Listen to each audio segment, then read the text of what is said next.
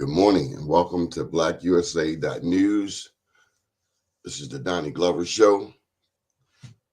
I'll be your host. I want to thank you for your support of BlackUSA.News. We bring you programming 7 days a week. We have the 9 o'clock show.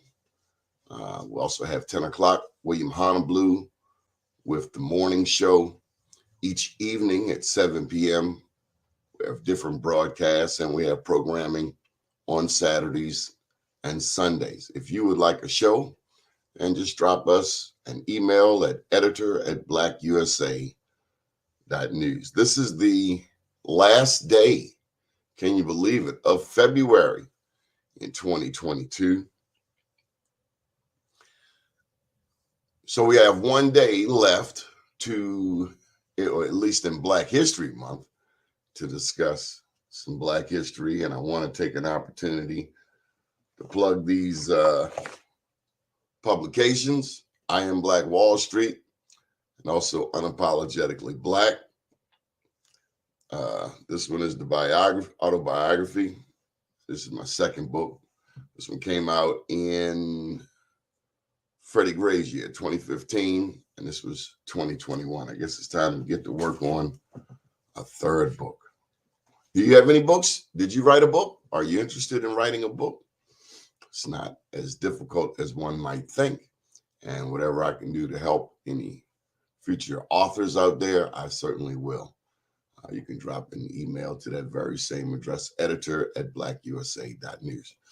So if there is one thing that I would share, particularly with young people, about Black History Month, one thing that is important to me, one thing I would have them take away from this 28-day month, it would be that Black history, despite all of what America attempts to tell us about us, Black history did not start nor end with slavery. America has a very short memory. America has selective amnesia. America remembers what it wants to remember. And that's why it's imperative for us to have our own books now, whether it's my book, W.B. Du Bois's, Marcus Garvey's, countless other Black writers. I mean, we wouldn't even know where to start in terms of books. But there are many, many people of color, Black people, who have written books about our history that we should know about. And if we're counting on the school system or some other institution to teach us about our history, then we're already in trouble. And it's real simple. You go to the library, go to the Black History section, whether it's Pratt, Central, Penn North, wherever. You start opening books, you start reading, and then you start conversing with others who are researching Black history. But if there's one thing I would have people take away from this month, something to share with every person, whatever their color, here in America, it's that Black history did not start nor end with slavery. Who is your favorite person in Black history? We'd love to see your comments. Who do you look up to? And let me just say, here's another important point. Good morning, Mike. Hello to Tampa.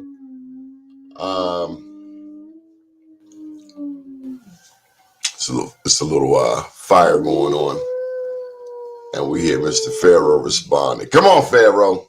I kind of lost my point there. So didn't start and end with slavery.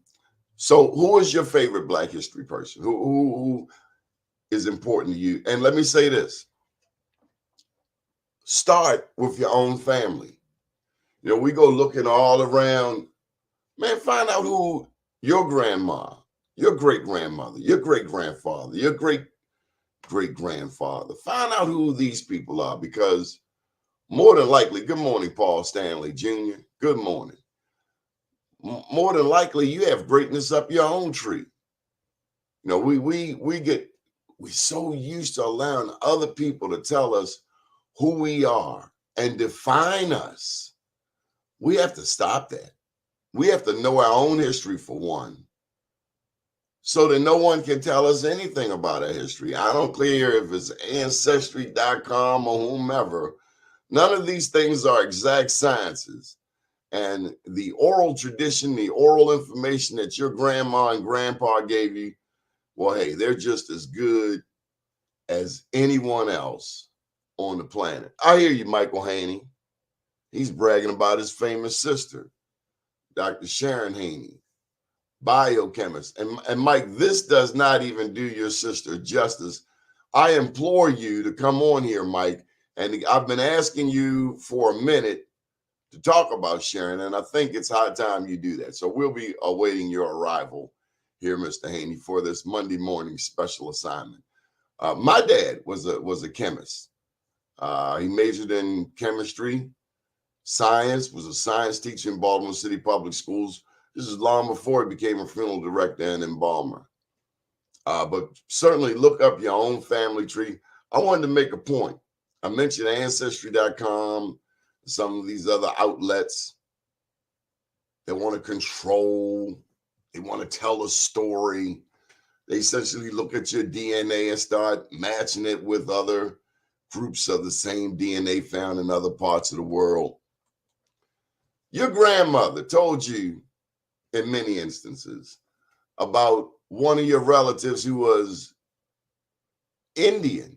We don't talk about this much. I remember Skip Gates said that only 2 to 3% of Black people had Native American blood. Now, did he talk to 2 to 3% of Black people? Because it's what, 40 million Black people? Did he talk to that many people? Because I've met a lot of Black people, West Coast and East Coast, that refer to some type of indigenous ancestry. Did you know that there were Black people here in America when Columbus got here? Did you know that? They will tell you. I was at an event Saturday down at Arena Players, really nice Black History Month program. And they had a book down there. I think Haki Ami had it, called 1619. There's this thing out about the 1619 Project, as if Black people first came to the Americas enslaved in 1619. That's why you got to get this book. 98 pages, not a long read. We were here before 1619, and I'm talking about the transatlantic slave trade. This book notes at least 1525.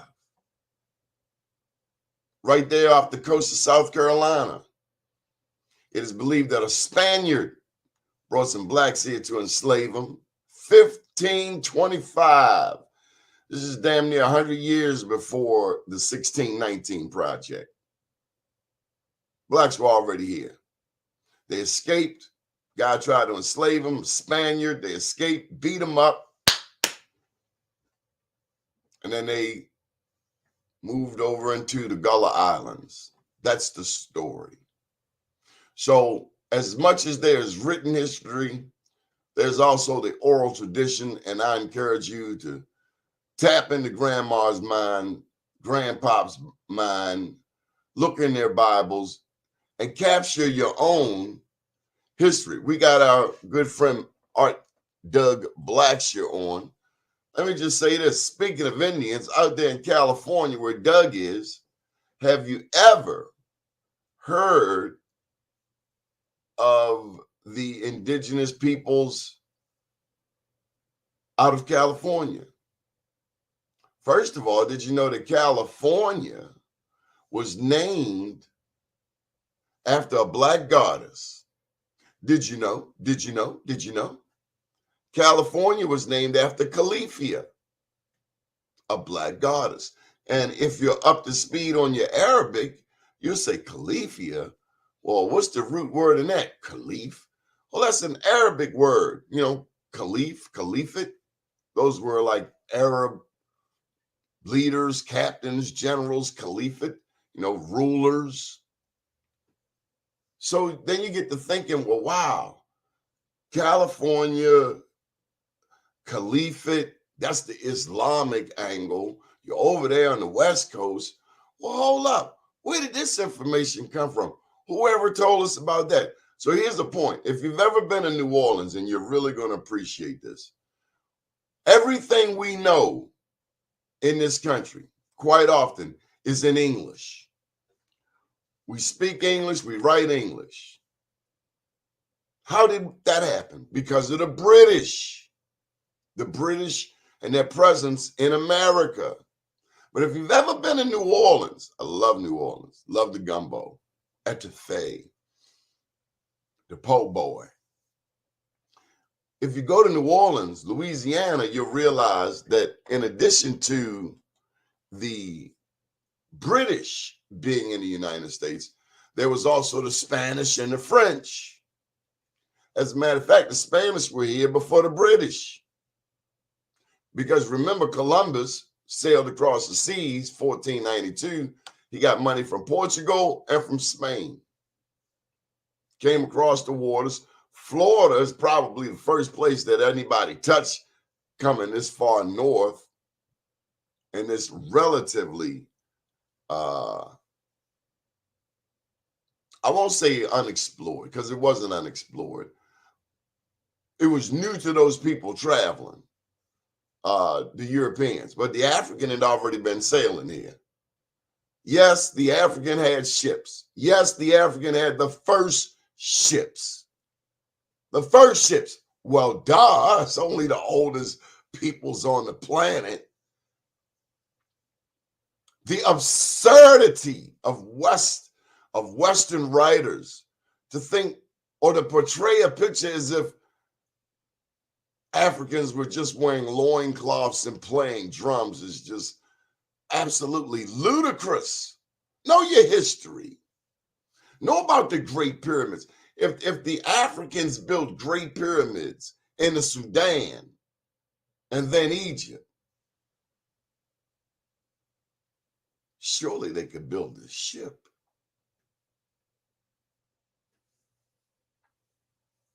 Let me go over here to Spain and Portugal, 1492. And this might be the most important thing I want to share with you.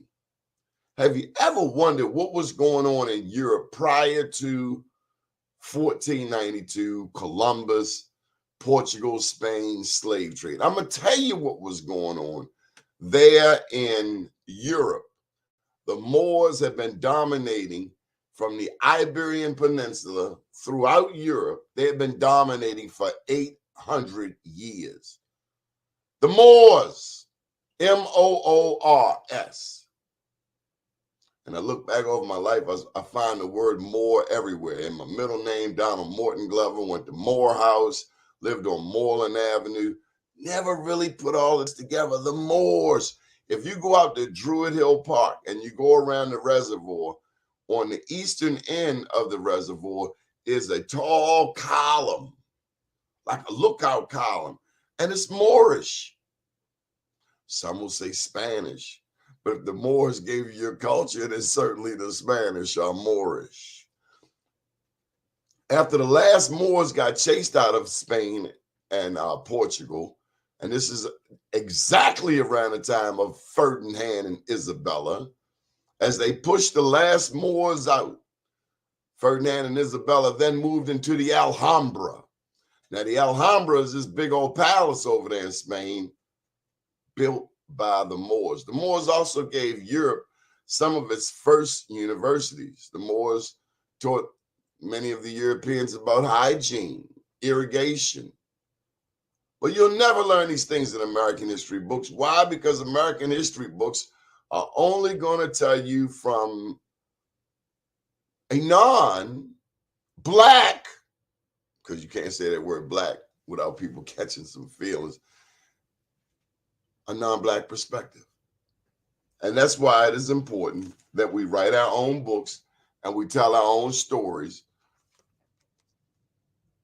record our own history, research our own ancestors. You know, the Europeans went over there into Egypt and started digging up mummies, digging up kings. How would people like it if we went to England and started digging up their ancestors? Do you see how crass that is? Do you see how cruddy, how gutter, how ghetto that is? You're digging up people's ancestors. Shameful. Only to take the gold and put it in your basements, in your museums, in your coffers. Let's share some of today's comments. On this date in 1887, Granville Woods of Cincinnati, a black inventor, patented the telephone. Go ahead, Granville Woods. Speaking of the 1800s, here's another point, and it's rarely ever made. Not all black people were slaves. Not all black people were enslaved. Not all black people have a history or legacy of slavery in their family. In America, not all blacks were slaves. Here's another fact. There were white people who were indentured servant, whatever. If you don't have control over your life, a slave is a slave. It's not talked about. It's not talked about the criminals who were put out of Europe, put on a ship and sent away. And where did they come? They came to the United States. And where are they today? Where are their descendants today? Well, that's a great question. As a matter of fact, one could presume that a lot of the Africans who were brought here to America were not skilled. Well, that's quite to the contrary. The Africans who were brought here were some of the most skilled ever. Many were kings, queens, princes, and princesses. Sarah Forbes Bonetta, one of the most beautiful pictures I've ever seen of a black woman is Sarah Forbes. Oh my God, just the most beautiful chocolate skinned woman you've ever seen. She was an Igbo princess, if I'm not mistaken. And she was ultimately adopted by the Queen of England. I want to say Victoria, I'm not sure. But she was adopted by the Queen of England, Sarah Forbes Bonetta. Beautiful black woman. So it's important that we learn our history. It's important that we dig deep, and you name the industry. Hi, Catherine Marie. Great to see you this morning. Whether it's banking, if you're looking at banking, certainly you got to know about Joe Haskins, especially here in the city of Baltimore, or some of the other bankers, or women, especially when I go down to Richmond. Sisters, you got to know about Maggie Walker, Maggie Lena Walker. Every black woman in America, every woman in America should know about Maggie Walker. Why? Well, I'll tell you why. Number one, in addition to Tulsa's Black Wall Street, I told you there were two other official ones, one in Durham and one in Richmond. Maggie was in Richmond, Jackson Ward. And she was the first woman to found a bank in America. Did you know that? Did you know that? Did they teach you that in school? No, because a lot of times the teachers didn't know. And let me just say this. I went back and shared some of this Black Wall Street information with my elementary school teacher. And he knew nothing about it. And what came to me is that more and more of our history is being uncovered all the time. And while I was excited to share the history, it kind of threw me that he didn't know about it already. But so much of our history has been hidden from us. So it is imperative that you ask questions, that you research. If something looks like a duck, walks like a duck, and maybe it is a duck, even though America telling you it's a horse. So use your own brain. My daddy told me, your mama told you, use your head for something other than a hat rack. Think for yourself. Ask critical questions. Who, what, when, where, why? Who authored this? What was their motivation for writing this? One of the stories that's very controversial, that's very difficult to share in America, is that of Margaret Sanger and Planned Parenthood.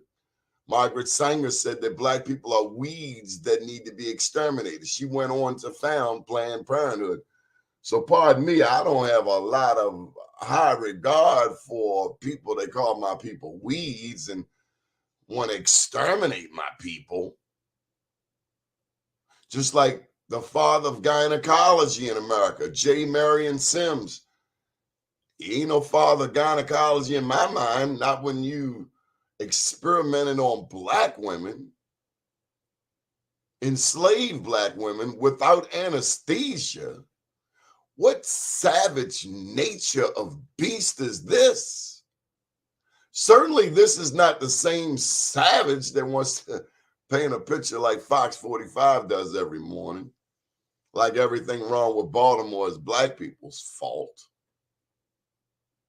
because they do. Then they bring up Freak Nasty, the guy that ran for mayor and state's attorney, and he's going to be the moral compass of Baltimore. Anyway, I digress. Mike shared some information about his sister. Mike, you think I'm going to read this whole thing? I asked you to come on here. I'm not reading it all. Biochemist Sharon Haney graduated from what school in Baltimore City? Rollins University of Pennsylvania, undergraduate degree, biochemistry. Mike, you could have just come on and said all of that. Anyway, there's more to Black history than just Martin Luther King. We were here long before 1619. They got that all wrong. As a matter of fact, out there, and I don't know if you've ever been to Vegas, but who's been to Vegas? Put your hands up if you've been to Las Vegas. If you've been to Las Vegas, there's a hotel out there called a Luxor. I love the Luxor. Oh my God, I had the most wonderful time many, many moons ago. I asked myself, how in the world did Las Vegas get an Egyptian-themed hotel in the middle of the desert? Well, it probably has to do with the discovery made in Kincaid's cave of Egyptian artifacts. And this is the kind of stuff that the Smithsonian and other of these American institutions tend to hide. Look it up. Don't take my word for it. Don't take my word on none of it. Don't take my word on anything in here. And this one has references for you. So check it out. Don't take anybody's word. Go and research for yourself. In my research, I found that some explorers were out there in Kincaid's cave. They found some Egyptian artifacts, but it's not uncommon. I mean, you look at the Olmec heads. You ever seen the Olmec heads down in Mexico? You see those pleptoid lips? You see that those wide nose? You know that nose, that wide nose? That nose. African. But some people say, oh, that's not African. Yes, it is. We're denied all over the world. Why? Because we pretty? I guess so. Some people don't want you to know your history. Some people are, I don't know, not happy with their own history, so they got to trash your history. But tell you something else in Black History Month. I want you to know more than Martin Luther King, more than just about Dr. King. I want you to know more than the fact that slavery started, the transatlantic slave trade. I want you to know what was going on before 1492 in Europe. Why was Spain and Portugal so anxious to erase the Black presence there? Why did they want to whitewash it? Because of that Moor. That Moor. And at first the Moors were Muslim, then Moors was a term used for all Black people. But people are afraid of this beautiful blackness. They want to hide it. They want to point fingers at it. They want it, but they want to talk about it. I want our young Black boys and Black girls to feel beautiful and proud, whether they're as chocolate can get or as light as white chocolate can get. We want our people to know that you are beautiful. We want our children to know that they come from a glorious past, that our history did not begin nor end with slavery, that we have a direct relationship with Africa and the 54 or so nations there in Africa. And tell you something else, I want you to know about the continent of Africa. I want you to know about not just South Africa, but Botswana, Zimbabwe, Angola. I want you to know about West Africa, not just Nigeria, the most populated West African nation, 200 most populated African nation, 200 million people. We want you to know about Sierra Leone, where they sent British slaves back to. We want you to know about Liberia, where American slaves went back to. We want you to know about East Africa, about Ethiopia, the only African nation besides Liberia that was not colonized. It was occupied for 2 years by Mussolini, but it was never colonized. Ethiopia. And so when you see the direct correlation between Ethiopia, Haile Selassie, and the Jamaicans and the Rastafarianism, it's a beautiful thing. You connect the dots between Ethiopia, Jamaica, and then all the way to America. You know, Bob Marley talked about Buffalo Soldiers. Dreadlock Rasta. I talk about the Buffalo Soldiers in this book, how they got started. Came out of Florida during the Seminole Wars. Chief John Horse led the black people from Florida all the way to Oklahoma in 1843. Got to Oklahoma, America got jiggy with them, wanted to play with their freedom, and then those people, Chief John Horse, black Indian, black Seminole, led those 200 black soldiers, not slaves, from Oklahoma to Mexico and set up shop in Mexico. Chief John Horse. Hey, Spike Lee, if you are watching this, you got to make a movie about Chief John Horse, the baddest black man I've ever heard of in America.